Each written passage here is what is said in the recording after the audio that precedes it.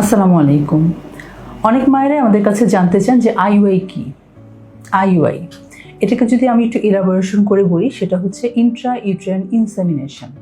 মানে হচ্ছে যে নারীর জরায়ুর ভিতরে যে বীর্যটাকে প্রতিস্থাপন করা। এটা আমাদের যে ইনফার্টিলিটি বন্ধ্যত্ব চিকিৎসার একটি আধুনিক চিকিৎসা।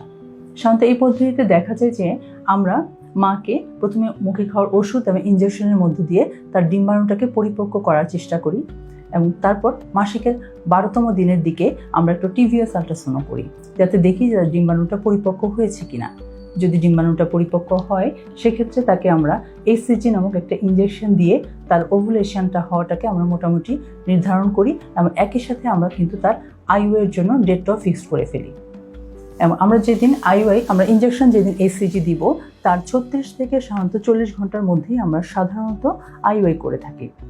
এই আইইউআইয়ের ক্ষেত্রে যেটা করতে হয় সেটা হচ্ছে স্বামী স্ত্রী উভয়কে আমাদেরকে ইনফার্টিলিটি ল্যাবে আসতে হয়, এবং সেখানে স্বামীর সিমেন্টটাকে কালেকশন করা হয়, এবং সেটা সাধারণত মেশিনের মাধ্যমে স্পেশাল কিছু মিডিয়ার মধ্যে দিয়ে প্রসেস করা হয়, এবং সেই বীর্যটাকেই মধ্যে সবচেয়ে যেটা মোটাইল মানে নড়াচড়া যেগুলো বেশি করে এমন বীর্যকেই সাধারণত একটি আইইউআই ক্যাথেটার বা একটা ছোট্ট নলের মধ্য দিয়ে স্ত্রীর জরায়ুতে সরাসরি প্রতিস্থাপন করা হয়।